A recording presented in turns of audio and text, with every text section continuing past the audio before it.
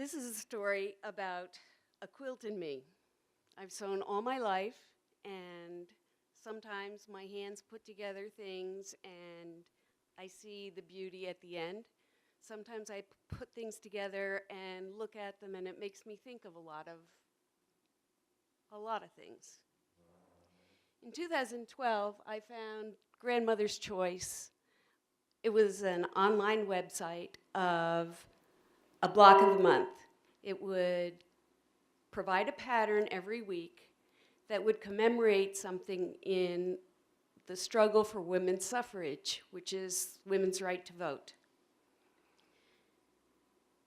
My grandmother, it started in Seneca Falls, New York, which is where my grandmother grew up. And I thought of her strength as I was going through this.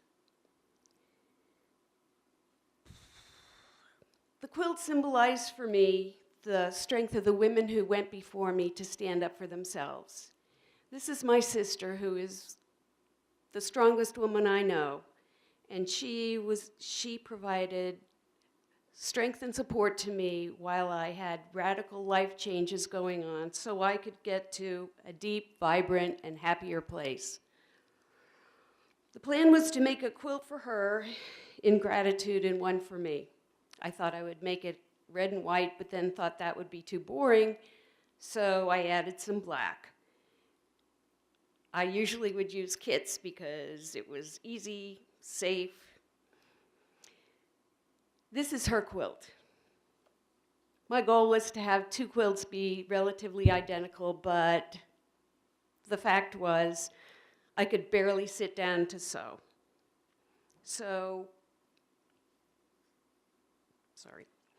I'll share with you some of the meaningful blocks to me. This is the bride's knot. Historically, sometimes women would become invisible when they got married. They would lose their rights to property. It occurred to me that I embraced that role when I was married and nobody could see me. True Blue commemorates blue stockings. Blue stockings are women who are smart, who think about things, who read, write, discuss philosophy, politics. And it was a pejorative term because eventually it led to the image of a woman being a harridan, somebody difficult to be with, somebody who was unfeminine, somebody who was slovenly. And when I was growing up, I heard, no man wants to marry a smart woman. Ocean waves spoke to me because I grew up at the beach. It actually commemorated the first Navy admiral for the United States who finally got her position in 1972. But the ocean is a lot of things. It's soothing, it's playful, it can create landscapes, it causes destruction. And I can do all of those things. Old Maid's Ramble was striking to me because of the color, because of the design, because of the idea that women aren't supposed to exercise. Even in the 1960s, women weren't allowed to really be competing in running races because their uteruses would fall out. Mother's Delight is my favorite block for this quilt because it expresses my delight at being a mother of 3 sons. It was a long road, but it was delightful, and it was delightful to see the kind of men that they've turned into. And I've learned from them. I learned patience. I learned that you're really supposed to pay attention to your feelings. And I learned that fun is a perfectly fine goal.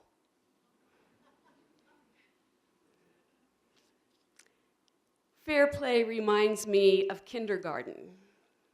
Play fair, share, be nice, and it shouldn't matter if you're a man or a woman or rich or poor. I think we just need to be looking at each other as people. The Star of Hope symbolizes my hope for the future, my hope for my personal future, my hope for my children's future, and my hope for the future of this country to be able to see each other as individuals.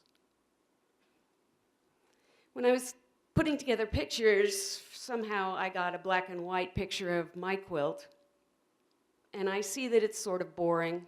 And I was an expert at living life in black and white, right or wrong, good or bad. But you miss all the texture. You miss all the subtlety. So the black and white quilt is actually sort of black and gray and white, but the color one has so much richness. You can see the patterns. You can see the fabrics. You can still see gray, but it's more beautiful. And my sister's quilt is on the left, and my quilt is on the right. Her quilt, you can see the blocks individually. In my quilt, they're sort of jumbled together. And while all the blocks are beautiful, in mine you have to look a little bit closer, sort of like for me. After it was finished, all these thoughts came together, and I couldn't even include all of them in one of these, so but it just helped me look at life in a different way.